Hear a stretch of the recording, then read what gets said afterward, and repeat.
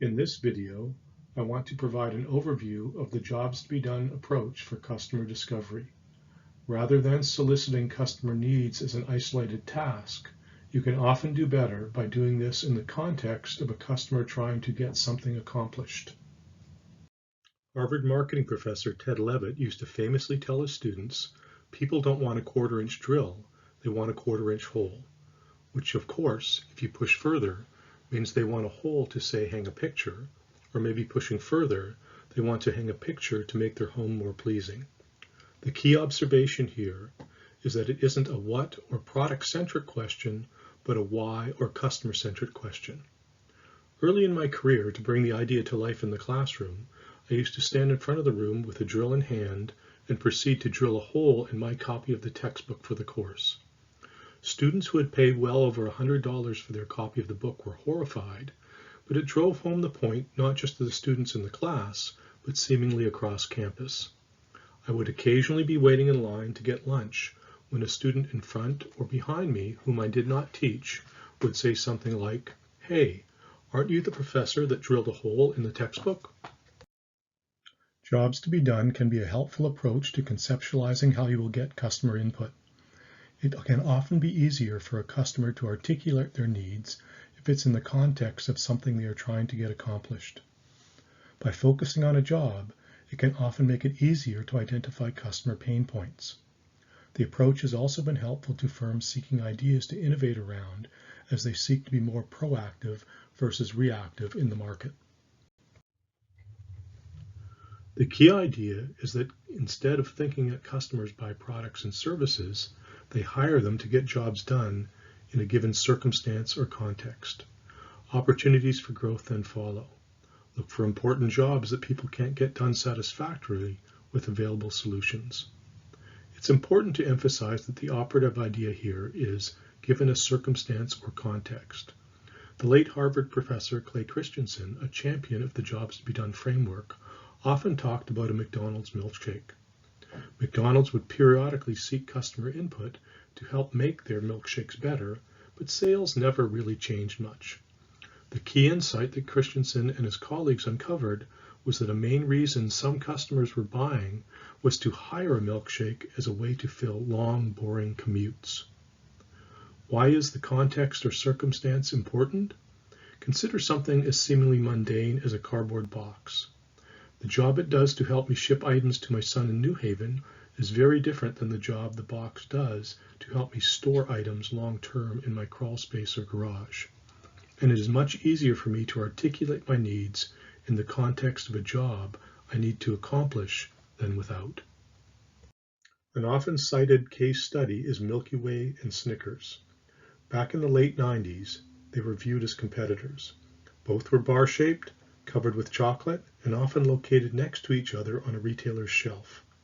It had even been speculated that Mars, who owns both products, may have considered dropping the peanuts from Snickers, or even dropping Snickers altogether.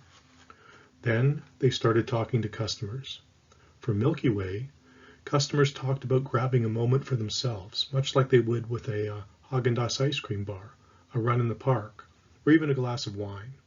For Snickers, consumers talked about having something to give them energy to get through the day, much like they would for an energy drink or power bar. It turns out each product was doing a very different job.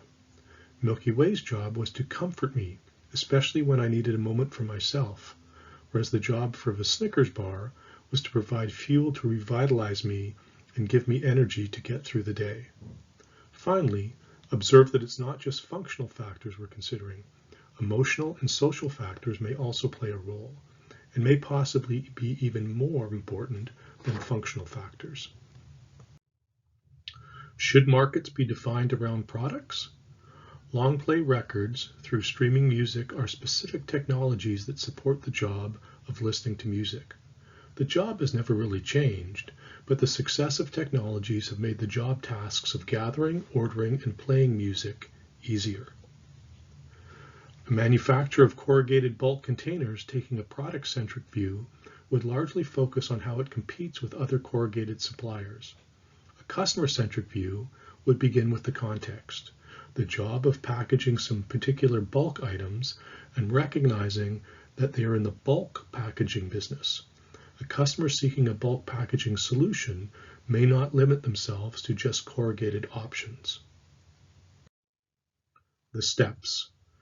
Before we address step 1, finding the job, let's note that for complex decision-making units, such as in business-to-business marketing, it is usually helpful to begin with the executor or executors and then branch out to auxiliary units such as purchasing.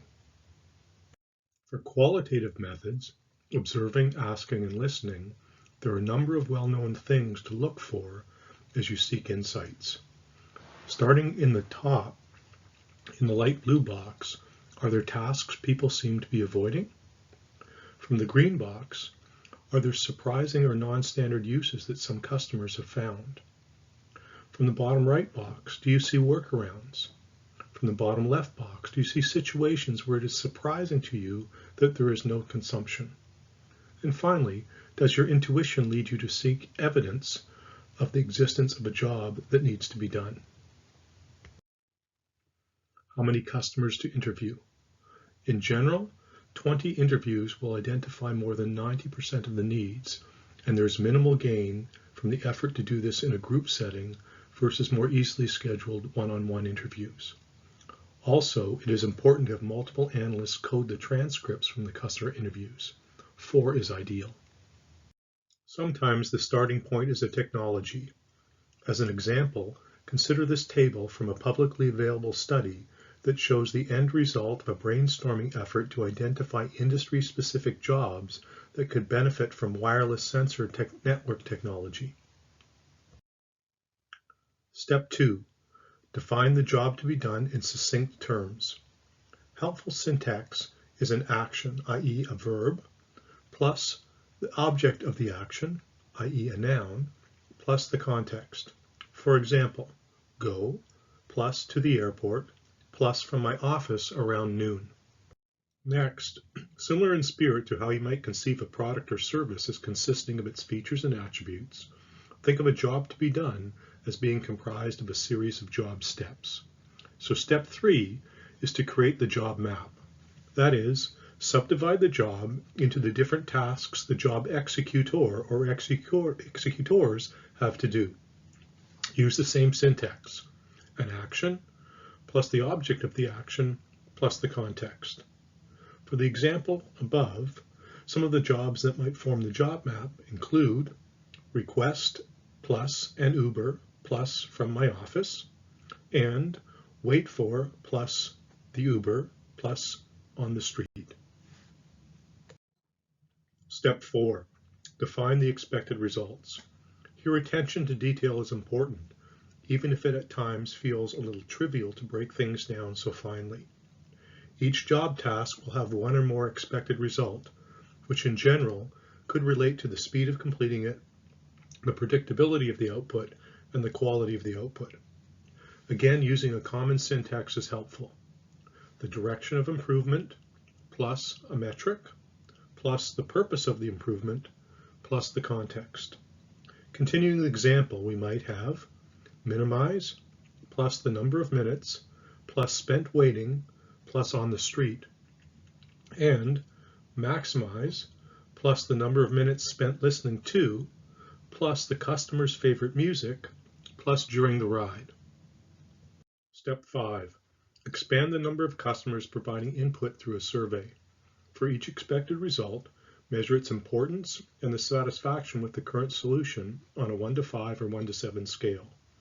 Then summarize each expected result as its mean rating or as the percentage of the top 2 boxes. Step 6, for each expected result, plot the summary satisfaction measure versus the summary importance rating. This stylized example has about 60 expected results in the plot. Step 7, use the plot to inform your strategy. The graph in the top left depicts a situation where the expected results have a wide distribution across the importance scale.